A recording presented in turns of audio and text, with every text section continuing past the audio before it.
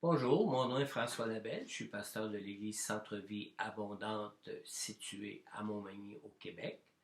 Ça me fait plaisir ce matin de vous accueillir dans mon bureau pour vous partager la parole de Dieu en raison des restrictions qui nous sont imposées à cause de la propagation du COVID-19.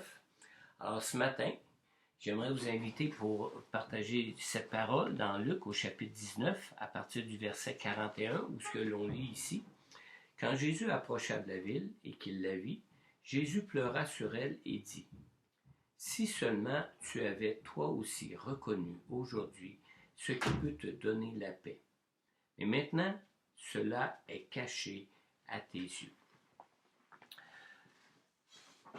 On lit bien ici, au début du verset 41, quand Jésus vit Jérusalem, Jésus pleura sur elle.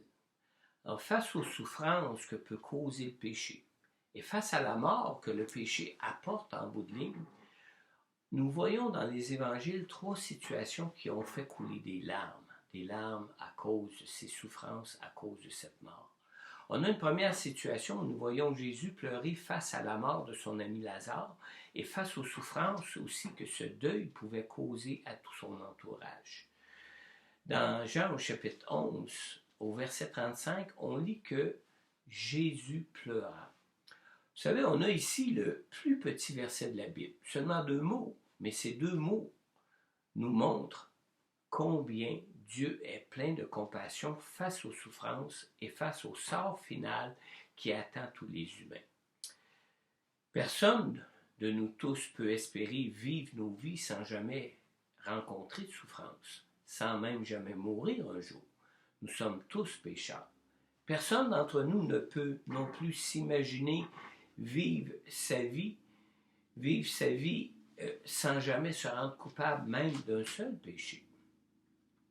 Dans une deuxième situation, nous voyons encore une fois Jésus pleurer, particulièrement dans ce que je vous ai partagé tantôt dans les versets 41 et 42 de Luc 19, où ce que Jésus approche de Jérusalem. Jérusalem, qui est la ville de David, la ville où Jésus est envoyé pour y établir son royaume, et pas n'importe quel royaume, mais le royaume céleste de Dieu. On lit à ce sujet-là dans le verset 41 que quand Jésus vit Jérusalem, Jésus pleura sur elle. Et ce qui est particulier ici, c'est que nous voyons Jésus manifester la grandeur de sa compassion. Jésus ici ne pleure pas pour les souffrances et pour la mort pour lesquelles il est là afin de s'en charger lui-même. Mais ici, si Jésus pleurait sur Jérusalem, c'est qu'il savait combien dans leur aveuglement, ces gens ne pourraient pas reconnaître la grâce qu'il leur est offerte de Dieu pour eux. Au verset 42, Jésus dit, si seulement tu avais toi aussi reconnu aujourd'hui ce qui peut te donner la paix. Mais maintenant, cela est caché à tes yeux. Alors, ces versets nous montrent la compassion de Jésus pour notre aveuglement face aux souffrances et face à la mort qui attend tous les pécheurs. Finalement, nous avons une troisième situation qui aussi est très significative de notre aveuglement en ce qui concerne les souffrances et la mort qui dominent dans nos vies. On lit dans Luc 23, dans les versets 26 à 28, on lit sur l'histoire de la crucifixion de Jésus ici, où ce que ça dit que comme ils emmenaient Jésus, ils s'emparèrent d'un certain Simon de Cyrène, qui revenait des champs, et ils le chargèrent de la croix pour qu'il la porte derrière Jésus. Il était suivi par une grande foule composée de membres du peuple et de femmes qui se frappaient la poitrine et se lamentaient sur lui. Et écoutez bien ce qu'on lit ici. Jésus se tourna vers elle et dit, « Femme de Jérusalem, ne pleurez pas sur moi, mais pleurez plutôt sur vous et sur vos enfants. » Alors, ce qui est étonnant ici, c'est d'entendre Jésus dire « Ne pleurez pas sur moi, mais pleurez sur vous et sur vos enfants. » Alors que c'est lui qui souffre, alors que c'est lui qui va maintenant être mis à mort. Cette parole de Jésus nous révèle ici combien il est essentiel que l'on considère la souffrance et la mort non pas d'un simple point de vue humaniste, comme si les souffrances et la mort ne concernaient que les réalités de notre vie terrestre. Nous devons pouvoir croire en Jésus et recevoir la lumière qu'il est venu apporter pour recevoir cette paix que seul Dieu peut nous donner pour nos vies maintenant, oui, mais aussi pour la vie à venir au-delà de notre mort. Au verset 42, on a bien lu que Jésus dit, en voyant la ville où on le livrerait à mort, « Si seulement tu avais toi aussi reconnu aujourd'hui ce qui peut te donner la paix. Mais maintenant, cela est caché à tes yeux. » Alors quand Jésus a pleuré sur Jérusalem, c'était sur son aveuglement spirituel que Jésus pleurait. La paix que Jésus venait leur apporter demeurait cachée à leurs yeux. À cause de quoi? À cause de leur incapacité de considérer les réalités spirituelles qui se trouvent derrière ce monde terrestre dans lequel nous vivons maintenant. Alors, il existe une pratique de foi chrétienne qui n'est que l'ombre de la réalité spirituelle qui nous est offerte en Jésus. Dans Hébreux 8, au verset 5, dans la première partie du verset, où ce que la parole de Dieu nous parle ici de croyants qui pouvaient être même de ceux qui habitaient Jérusalem, sur qui Jésus avait pleuré, on lit « Or, il célèbre un culte qui n'est que la copie et l'ombre des réalités célestes. » Alors, vous avez sûrement remarqué que depuis les débuts de la crise du coronavirus, que la plupart des messages bibliques qui nous ont été adressés en ligne parlaient des promesses de paix de Dieu que nous avons dans la Bible. Et effectivement, moi-même, je crois que le Saint-Esprit nous a tous parlé de la paix de Dieu, de cette paix qui surpasse toute intelligence que tous les enfants de Dieu peuvent connaître et recevoir en Jésus-Christ. Mais, bien que cette paix nous soit promise par Dieu dans notre foi en Jésus, sommes-nous en mesure de dire « Amen, tous les chrétiens sont en paix maintenant » ? Malheureusement non, hein? Car comme ceux qui s'adressaient à cette parole de Dieu de Hébreux 8, 5, certains célèbrent un culte qui n'est que la copie et l'ombre des réalités terrestres. Une foi chrétienne de l'ombre ne peut pas permettre aux promesses de Dieu données en Jésus de devenir vraiment des réalités dans nos vies. Il est possible, en vivant dans l'ombre des réalités spirituelles, d'être très actif au service de Dieu dans nos vies. Une foi chrétienne de l'ombre développe de bonnes intentions. Une foi chrétienne de l'ombre parle de promesses, mais ce genre de foi n'a pas le pouvoir de les réaliser. Avec ce genre de foi, il est possible de s'impliquer dans notre Église. Il est possible de chanter des louanges à Dieu. Il est aussi possible de prier le Seigneur et même de partager, de prêcher la parole de Dieu comme je vous le fais maintenant. Mais malheureusement, on peut s'activer à toutes ces choses sans expérimenter les réalités spirituelles de ce que Dieu nous offre pour nous maintenant, aujourd'hui, en Jésus-Christ. On peut se tenir dans l'ombre de toutes ces réalités, mais sans être dans cette réalité de la présence de Dieu dans nos vies, sans être dans une relation vivante avec Dieu à travers la parole de Jésus, Jésus qui est le Sauveur envoyé de Dieu pour nous. Nous pouvons nous satisfaire de l'ombre des réalités spirituelles plutôt que des réalités elles-mêmes. Et le danger d'une telle condition de foi, c'est celui de renier notre foi en Jésus, surtout quand de fortes pressions se font sentir, comme c'est le cas avec la crise du coronavirus que nous traversons présentement. On peut reconnaître une foi vivante et authentique en Jésus de plusieurs façons. Et remarquez ici que je ne prétends pas vous partager toutes les caractéristiques d'une foi authentique en Jésus. Mais je veux vous parler seulement de deux choses particulières qui nous permettent de reconnaître une foi authentique, une foi vivante en Jésus. La première chose, c'est que la foi en Jésus ne vient pas du néant. Même si marcher par la foi concerne des réalités invisibles à nos yeux, des réalités qui influencent les choses visibles de ce monde, la foi qui nous sauve ne s'appuie pas dans le vide. Le fait de croire est toujours fondé sur quelque chose que l'on considère et que l'on accepte comme étant vrai pour nous, vrai pour nos vies. Vous savez, les apôtres ont cru en Jésus. Pourquoi? Parce qu'ils ont parlé avec lui.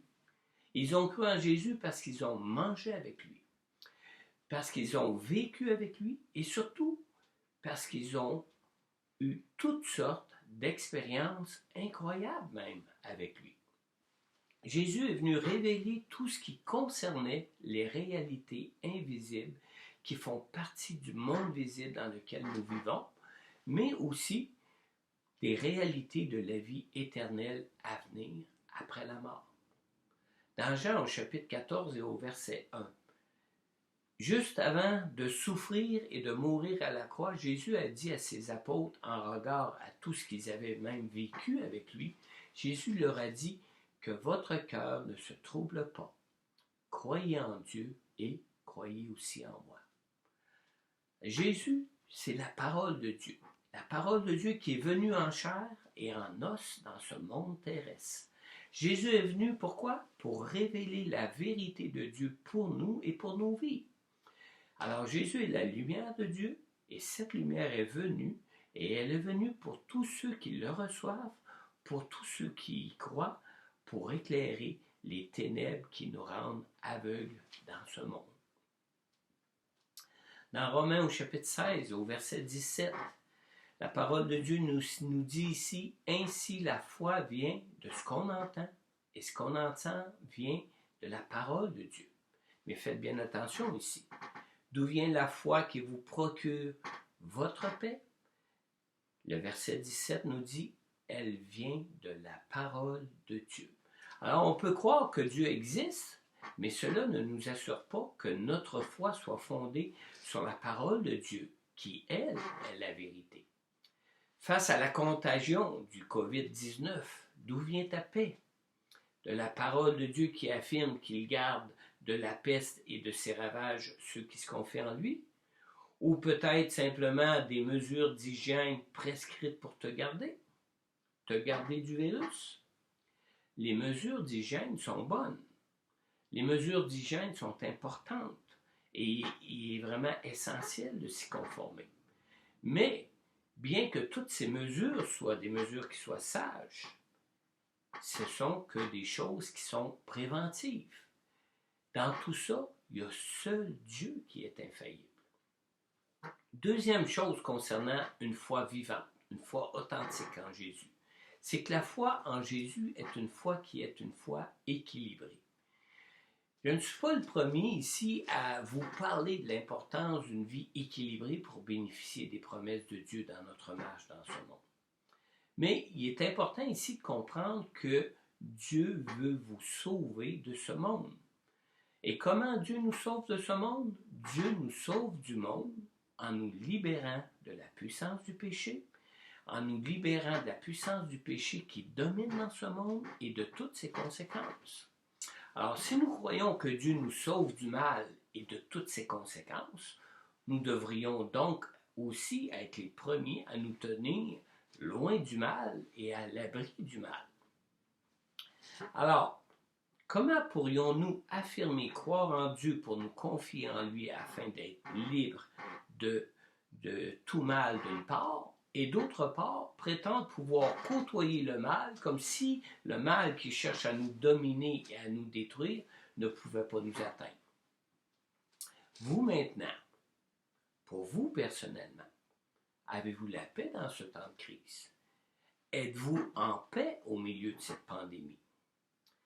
Dans Romains au chapitre 10 au verset 16, on lit ici « Mais tous n'ont pas obéi à la bonne nouvelle ». Et quand on parle de la bonne nouvelle ici, on peut dire qu'on parle de la grâce du salut de Dieu qui nous est offerte en Jésus. On lit en effet, Ésaïe le prophète a dit « Seigneur, qui a cru à notre prédication ?» Ou autrement dit, ce qu'on peut lire, c'est « Qui a cru à la parole de Dieu qui est proclamée ?» Alors ma question pour vous ce matin, avez-vous une foi vivante en Dieu une foi qui est fondée sur la parole, sur la révélation de Jésus, sur ce que Jésus a accompli pour le salut de ceux qui croient.